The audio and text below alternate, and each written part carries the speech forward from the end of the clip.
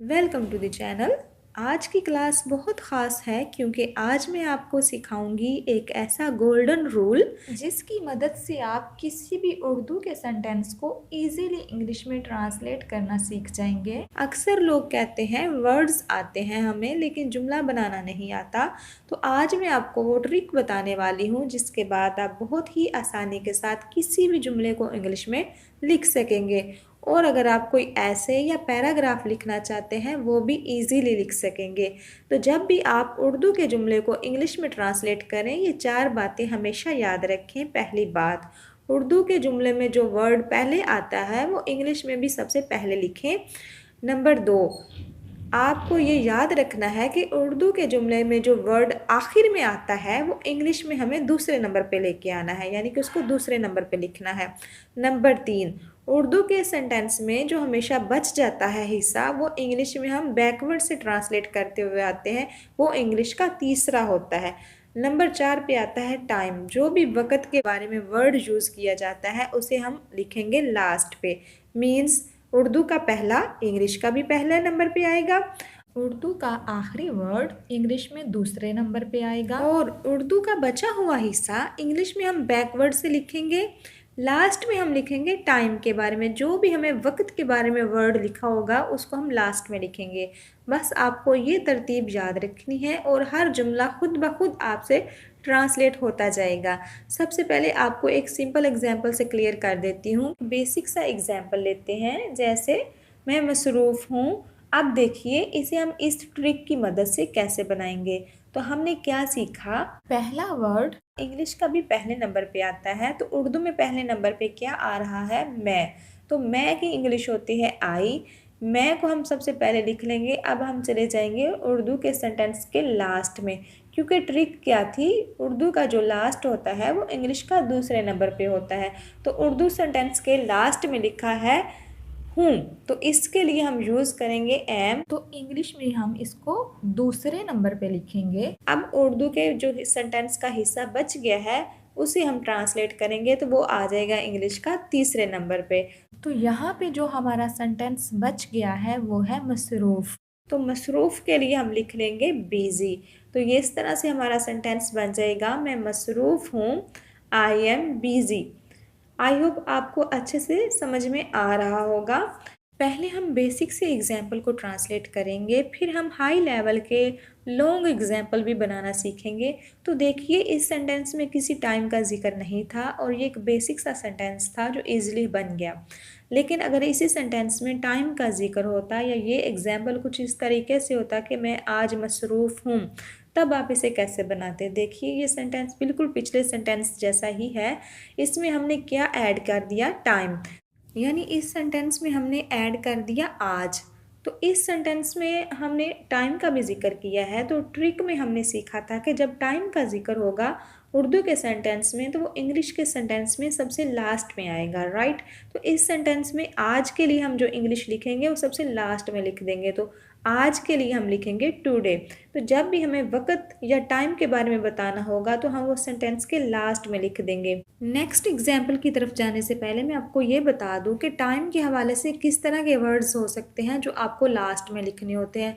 तो सामने आपको कुछ वर्ड्स नज़र आ रहे होंगे, जैसे एवरी डे रोज़, एवरी मॉर्निंग हर सुबह, एवरी नाइट हर रात, टुडे आज, नाउ अभी, दीज डेज आजकल, एट द मोमेंट इस वक्त, यस्टरडे कल मतलब गुजरा हुआ कल, अगर टुमारो होगा तो आने वाला कल, ठीक है।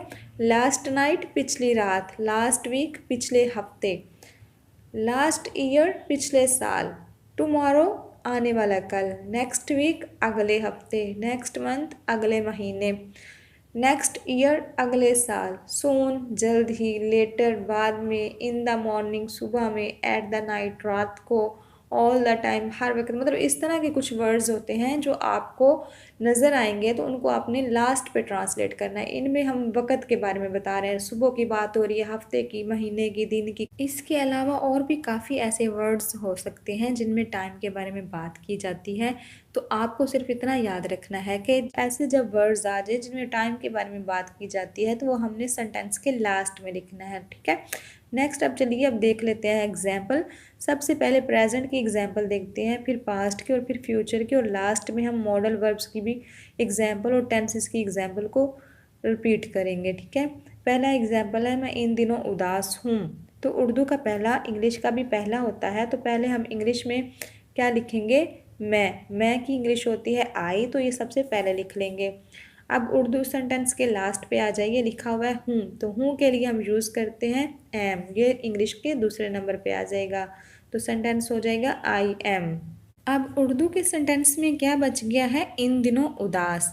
तो क्या इस हिस्से में कोई टाइम का जिक्र है, जी बिल्कुल है, इन दिनों, तो ये एक टाइम की बात हो रही है ना, तो इसको हम लास्ट पे लिख लेंगे।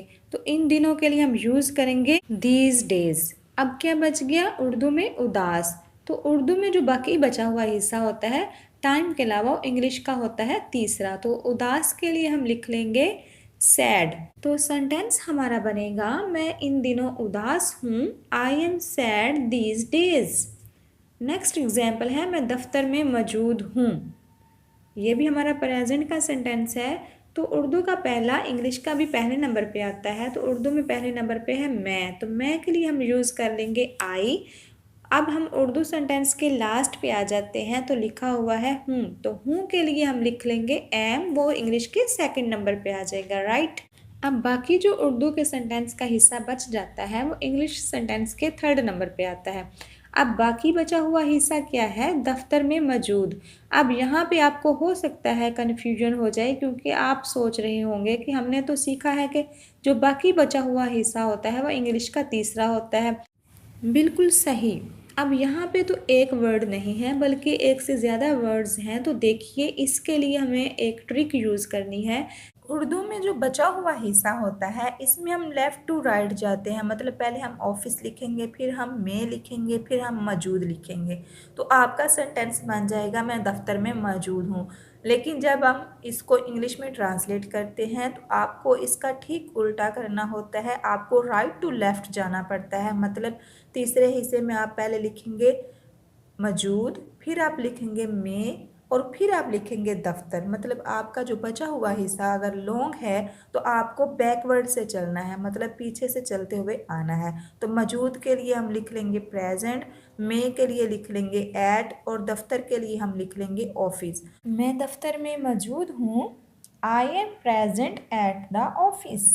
मैं दफ्तर में मौजूद हूँ, I am present at the office. इसमें हमने एक आर्टिकल का भी यूज़ किया है ऑफिस के साथ दी का। ऑफिस एक ख़ास जगह का नाम है, जब किसी स्पेसिफिक जगह का जिक्र करते हैं तो इसके साथ हम आर्टिकल का भी यूज़ करते हैं। ये तो बात की बातें हैं, आप ऐसा ऐसा सीख जाएंगे। अभी फ़िलहाल आपको इस बात का ध्यान रखना है कि इंग्लिश में हमें सेंटेंस कैसे बनाना है, और अगर हम इस सेंटेंस में टाइम का भी जिक्र करें तो फिर हम इस सेंटेंस को कैसे ट्रांसलेट करेंगे। जैसे मैं इस वक्त दफ्तर में मौजूद हूँ, अब इस सेंटेंस में हमने यूज़ किया है इस वक्त का। तो देखिए इस सेंटेंस को भी हम वैसे ही ट्रांसलेट करेंगे, सिर्फ आपको इतना करना है कि जो वक्त की बात हो रही है वो आपको लास्ट में लिख देना है। तो सबसे पहले हम यही लिख लेते हैं, इस वक्त के लिए हम लिखेंगे दिस टाइम। तो अब आपने वक्त वाले हिस्से को ट्रांसलेट कर लिया, तो बाकी का जो सेंटेंस हमने सेम पहले ही ट्रांसलेट किया था, तो हमारा सेंटेंस बनेगा I am present at the office this time. I am present at the office this time. बस आपको इतना याद रखना है, इस ट्रिक में जो तीसरा हिस्सा है इंग्लिश का, उर्दू में जो बचा हुआ हिस्सा होता है सेंटेंस का, इसमें आपको ध्यान रखना है कि उर्दू में आप लेफ़्ट टू राइट जाते हैं, लेकिन इंग्लिश में आपको राइट टू लेफ़्ट आना है, और अगर किसी टाइम का जिक्र है तो वो सबसे पहले लास्ट में उसको लिख लेना है। अब हम पास्ट की कुछ एग्जाम्पल देखते हैं।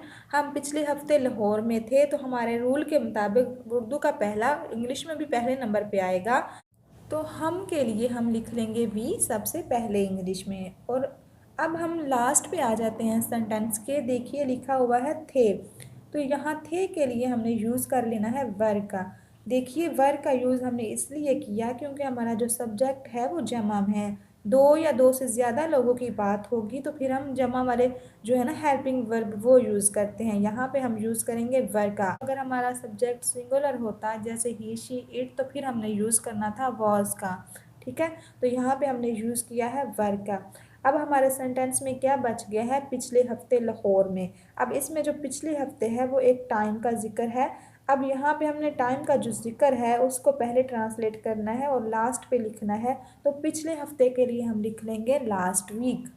अब जो हमारा सेंटेंस बच गया है वो है लाहौर में। तो जैसा कि आपने ट्रिक में सीखा था, जो बचा हुआ हिस्सा होता है वो इंग्लिश में तीसरे नंबर पे आता है। तो यहाँ पे जो बचा हुआ हिस्सा है इसमें दो वर्ड्स हैं, में, लाहौर।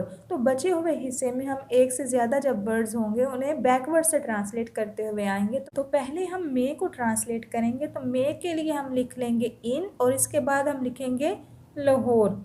हम पिछले हफ्ते लाहौर में थे, we were in Lahore last week. अब नेक्स्ट है हमारा, वो कल थका हुआ नहीं था। तो सबसे पहले हमारा जो वर्ड है वो है वो। तो जो वो है वो सबसे पहले हम लिख लेंगे, क्योंकि उर्दू का पहला इंग्लिश का भी पहले नंबर पे आता है। तो वो के लिए हम लिख लेंगे ही।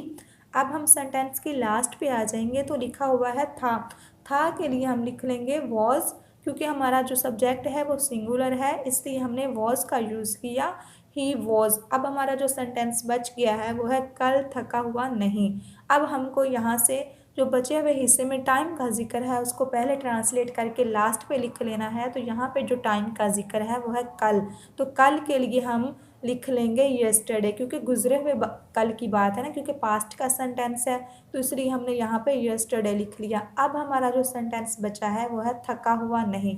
अब देखिए जो हमारा बचा हुआ हिस्सा है, जब दो या ज़्यादा वर्ड्स पे होता है तो उसको हम बैकवर्ड से ट्रांसलेट करते हुए आते हैं। तो यहाँ पे हम नहीं को पहले ट्रांसलेट करेंगे, फिर हम ट्रांसलेट करेंगे थका हुआ। तो नहीं के लिए हम नॉट लिख लेंगे और थका हुआ के लिए लिखेंगे टायर्ड। तो हमारा सेंटेंस बनेगा, वो थका हुआ नहीं था, वो कल थका हुआ नहीं था, he was not tired yesterday. और अगर हम फ्यूचर के सेंटेंसेस की बात करें वो भी हम सेम ऐसे ही ट्रांसलेट करेंगे। जैसे अगर एग्जाम्पल देखें, वो कल मुझे फ़ोन नहीं करेगा। अब इस सेंटेंस में पहला वर्ड है वो। तो इंग्लिश में भी हम पहले यही लिखते हैं। तो सबसे पहले लिख लेंगे वो के लिए ही। अब सेंटेंस के लास्ट पे आ जाइए तो यहाँ पे लिखा हुआ है गा। तो गा गे गी के लिए हम यूज़ करते हैं विल। तो हम इसे इंग्लिश में दूसरे नंबर पे लिखेंगे। तो गा के लिए हम लिख लेंगे विल। तो अब बाकी जो हमारा सेंटेंस बचा है, कल मुझे फ़ोन नहीं करे। अब इस हिस्से को ट्रांसलेट करने से पहले देख लीजिए कि कहीं इसमें कोई टाइम का जिक्र तो नहीं। अगर है तो पहले हम उसे लास्ट पे लिख लेंगे। तो इसमें लिखा हुआ है कल, तो इसे हम पहले लास्ट पे लिख लेते हैं। तो कल के लिए हम लिख लेंगे टुमारो, क्योंकि आने वाले वक्त की बात हो रही है। अब हमारे सेंटेंस में जो बच गया है, मुझे फ़ोन नहीं करे। तो अब इसे हम बैकवर्ड से ट्रांसलेट करते हुए जाएंगे। तो पहले हम लिखेंगे नहीं, इसके लिए हम लिख लेंगे नॉट और इसके बाद फ़ोन करे के लिए हम लिख लेंगे कॉल। इस तरह हमारा सेंटेंस बनेगा, वो कल मुझे फ़ोन नहीं करेगा, he will not call me tomorrow. अब हमारा कुछ सेंटेंसेस जो है ना मॉडल के हवाले से होंगे। तो पहला सेंटेंस है, मैं अब आसानी से पढ़ सकती हूँ। मैं अब आसानी से पढ़ सकती हूँ, ये हमारा मॉडल का सेंटेंस है। इसको भी हम सेम वैसे ही ट्रांसलेट करेंगे। तो इस सेंटेंस में सबसे पहले हम पहला वर्ड लिखेंगे। तो पहला वर्ड है मैं के लिए लिख लेंगे आई, वो सबसे पहले इंग्लिश में भी हम लिखेंगे। इसके बाद हम इस सेंटेंस के लास्ट पे आ जाएंगे। तो लास्ट पे लिख सकती हूँ, तो ये हम इंग्लिश के दूसरे नंबर पे लिखेंगे, जो ये लास्ट वाला वर्ड होता है। इस तरह हमारा सेंटेंस बन जाएगा आई कैन। अब जो बाकी सेंटेंस बचा है, अब आसानी से पढ़ सकती, अब इसे हम तीसरे नंबर पे लिखेंगे। लेकिन इसमें जो टाइम का जिक्र होगा उसको हम सबसे पहले लास्ट पे लिख लेंगे ट्रांसलेट करके। तो इसमें देखे कोई टाइम का जिक्र है, हाँ जी है बिल्कुल। इसमें लिखा हुआ है अब के लिए हम लिख लेंगे नाउ, इसको हम सबसे लास्ट पे लिख लेंगे। अब जो ये हमारा हिस्सा बचा है इसको हमने तीसरे नंबर पे लिखना है। तो अब देखिए ये एक वर्ड नहीं है, ज़्यादा वर्ड्स हैं। इसे हमने एक ट्रिक से ट्रांसलेट करना है, इसको हमने बैकवर्ड से ट्रांसलेट करते हुए जाना है। तो सबसे पहले पढ़, तो पढ़ के लिए हम लिख लेंगे रीड। नेक्स्ट आ जाएगा आसानी से, इसके लिए हम लिख लेंगे ईजीली। तो इस तरह से सेंटेंस हमारा बनेगा, मैं अब आसानी से पढ़ सकती हूँ, I can read easily now. मैं अब आसानी से पढ़ सकती हूँ, I can read easily now. इसी तरह अगर हमें बोलना हो हमें सच बोलना चाहिए। अब इसको हम कैसे ट्रांसलेट करें, इसको भी हम सेम वैसे ही ट्रांसलेट करेंगे। फर्स्ट जो सेंटेंस का वर्ड है वो है हमें, हमें के लिए हम लिख लेंगे वी। अब लास्ट पे आ जाइए सेंटेंस के, तो यहाँ पे लिखा हुआ है चाहिए, तो चाहिए के लिए हम यूज़ कर लेंगे शुड का। अब हमारा सेंटेंस बन गया वी शुड। अब जो बचा है सेंटेंस वो है सच बोलना। तो हम बैकवर्ड से ट्रांसलेट करेंगे। पहले देख लेंगे इसमें कोई टाइम का जिक्र है, लेकिन इसमें कोई टाइम का जिक्र नहीं है, सिर्फ लिखा हुआ है सच बोलना। तो सच बोलने को हम बैकवर्ड से ट्रांसलेट करना शुरू करते हैं। तो बोलना के लिए हम पहले लिख लेंगे स्पीक, सच के लिए लिख लेंगे द ट्रूथ। सेंटेंस हमारा बना हमें सच बोलना चाहिए, we should speak the truth. अब हम कुछ टेंस की एग्जाम्पल देखते हैं, टेंसेस की। तो फर्स्ट एग्जाम्पल है वो आज खाना पका रही है। अब इसको भी हम सेम वैसे ही ट्रांसलेट करेंगे। ये सेंटेंस हमारा प्रेजेंट कॉन्टिन्यूअस का है, क्यों? क्योंकि ये लास्ट पे लिखा हुआ है रही है। जब भी हमारे सेंटेंस के लास्ट पे रहा है, रही है, रहे हैं वगैरह आता है ना, तो वो सेंटेंसेस हमारे प्रेजेंट कॉन्टिन्यूअस के होते हैं। तो इसमें हम वर्ब के साथ आईएनजी यूज़ करते हैं और इसमें हम इज आर एम का भी यूज़ करते हैं प्रेजेंट के सेंटेंसेस में, राइट। तो इसको भी हम सेम वैसे ही ट्रांसलेट करेंगे। इसका भी सबसे पहला वर्ड है वो, तो वो के लिए हम लिख लेंगे, लड़की की बात हो रही है ना, तो शी लिख लेंगे। सबसे पहले वो आ जाएगा इंग्लिश में भी शी। अब लास्ट पे आ जाइए सेंटेंस के, लिखा हुआ है, तो है के लिए हम लिख लेंगे इज़, क्योंकि सब्जेक्ट हमारा सिंगुलर है। शी के साथ हम इज़ का यूज़ करेंगे। अगर हमारा सब्जेक्ट जमा में होता है, दो या दो से ज़्यादा लोगों की बात होती है, हम वहाँ पे लिखते आर। तो यहाँ पे हमारा सब्जेक्ट सिंगुलर है, इसलिए हमने लिख दिया इज़। अब जो हमारा सेंटेंस बचा है आज खाना पका रही। अब देखिए इसमें किसी टाइम का जिक्र है, हाँ जी बिल्कुल। ये देखिए आज लिखा हुआ है ना, तो आज की ट्रांसलेशन हम करके सबसे लास्ट पे लिख लेते हैं। तो आज के लिए हम लिख लेंगे टुडे, तो वो हमने लास्ट पे लिख लिया। अब जो हमारा सेंटेंस बचा है वो है खाना पका रही। तो खाना पका रही को हम बैकवर्ड से ट्रांसलेट करना शुरू करेंगे। तो पका रही के लिए हम लिख लेंगे कुकिंग। नेक्स्ट है खाना, तो खाने के लिए हम लिख लेंगे फूड। तो इस तरह से हमारा सेंटेंस जो है कंप्लीट हो जाएगा। वो आज खाना पका रही है, she is cooking food today, she is cooking food today. तो आज की क्लास में हमने सीखा कि किस तरह हम उर्दू के सेंटेंसेस को इंग्लिश में ट्रांसलेट कर सकते हैं। बहुत से बच्चों की आज ये मुश्किल हल हो गई होगी कि सेंटेंस कैसे बनाएं। इंग्लिश के वर्ड्स तो हमें आते होते हैं, लेकिन हमें सेंटेंस बनाने नहीं आते। इसी तरीके को अगर आप फॉलो करते हुए लिखेंगे सेंटेंस, तो आप कभी भी गलती नहीं करेंगे, आप ईजिली बहुत से सेंटेंसेस लिख पाएंगे। आई होप आज की वीडियो भी आपको अच्छी लगी होगी। अगर कुछ नया सीखा है तो प्लीज़ एक लाइक कर दीजिएगा। मिलते हैं नेक्स्ट वीडियो में। Thanks for watching.